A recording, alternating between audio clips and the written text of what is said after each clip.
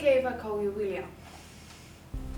William, you have been called in by AC-17 as there has been a recent allegation made against you. We will hold you here under caution in accordance with the Police and Criminal Evidence Act. Jamie?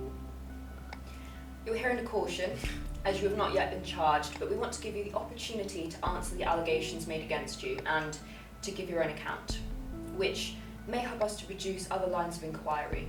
Do you understand? For the purpose of the tape, could you answer out loud, please? Yes, I understand. As already stated to you, you are here under caution, so you do not have to answer. But it may harm your defence if you do not mention something which you later rely on in court. Anything you do say may be used in evidence. Do you understand? Yes, I do. William, can I start by asking where you were on the 24th March 1792? The day you were scheduled to attend court-martial. No comment. If I can jog your memory, you have made accusations of military corruption, but you weren't present to bring your accusations to a court. And after 3 days of adjournment, the 3 officers you have accused were acquitted.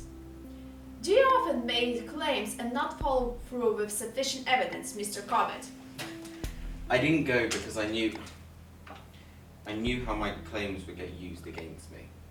Finally, some answers, William. What do you mean by this? Well, I found out that the British government were planning to arrest me for sedition. And I knew I would not be able to get the truth out with them against me.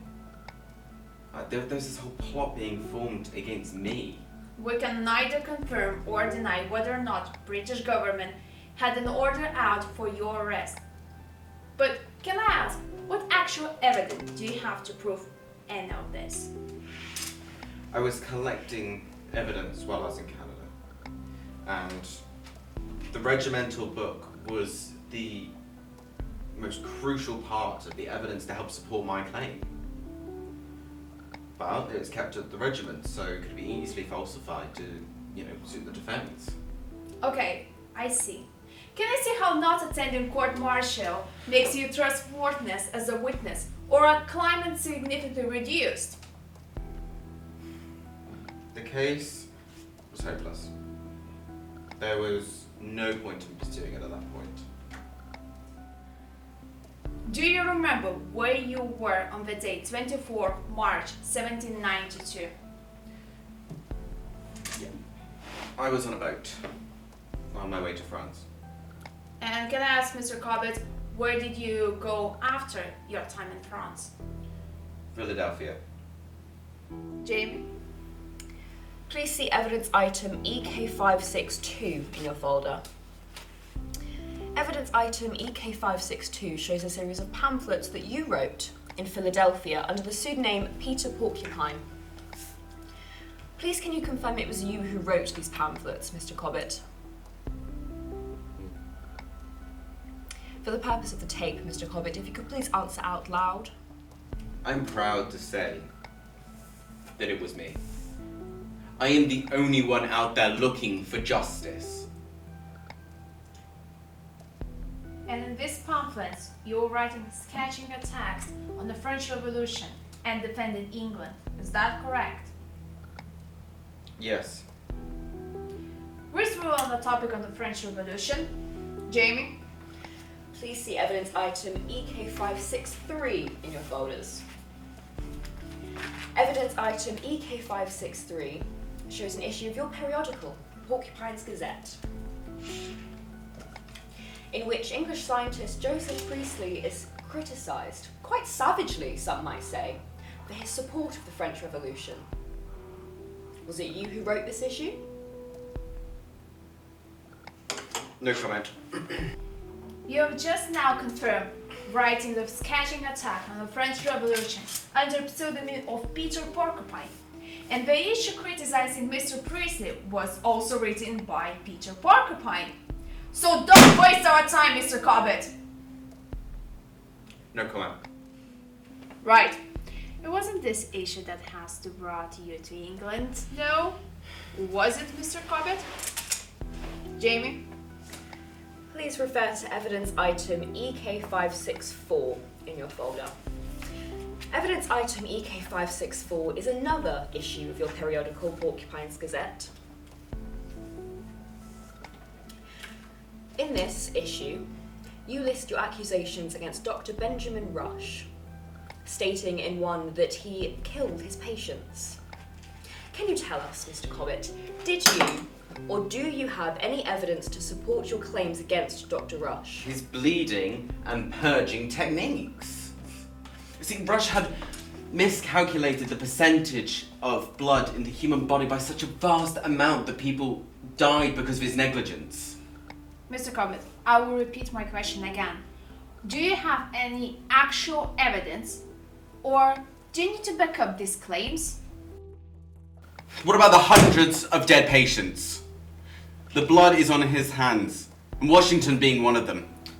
Mr. Cobbett, for the tape, could you confirm that this is US President George Washington you're claiming Dr. Rush has killed? Yes! Now just please open an inquiry into him, please. I don't have the evidence at the moment, but you could help me.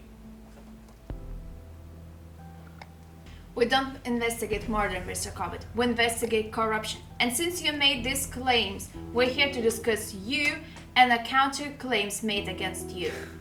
Dr. Rush bought a charge of libel made against you. And you have fled from this. You are now fled from 2 arrests and continue to write potentially false statements. They are not false. Literally, I am the only one searching out there for justice. It's not only the claim of sedition and the claim of libel against you, Mr. Cobbett. As you are probably aware, the Attorney General Sir Vickery Gibbs has filed a charge of sedition against you. Do you know why that might be? Because they want me to shut up. I won't be silenced. The flogging that the military and the Navy use as punishment, it's inhumane, it's horrific, it's justified murder. Mr. Cobbett, I cannot agree with the use of flogging whatsoever, but I must simply stick to the matter at hand. Jamie? Please refer to evidence item EK565 in your folder.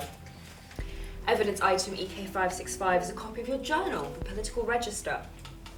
In this issue, you sarcastically address the Foreign Secretary Castlereagh, the architect of the military policy of the time, and compare the British Army policy with its enemy. Please, can you tell us why you wrote this issue? The contingent of the military mutinied because of disputes about their pay. You know, they don't deserve to be, whipped within an inch of their lives. It's horrific. And they were exploited as well. They weren't given proper treatment or fair wages. And then when someone tries to speak out about it, they get flogged. So they just need someone like me to speak up for them. Mr. Cobbett, they are to be held legally and jointly responsible for sedition and libel cases. Do you understand? But they can't have, because they believed in what I was doing. It was for the greater good. They knew what I was doing, what I do, but... Mr. Cobbett, what you have said to us today has been contradictory. And after admitting fleeing from several attempts of arresting, Mr. Cobbett, we're charging you with treasonous libel. Oh, the government really want me out of the way, don't they? You will be held in police custody until you are taken to court for your hearing.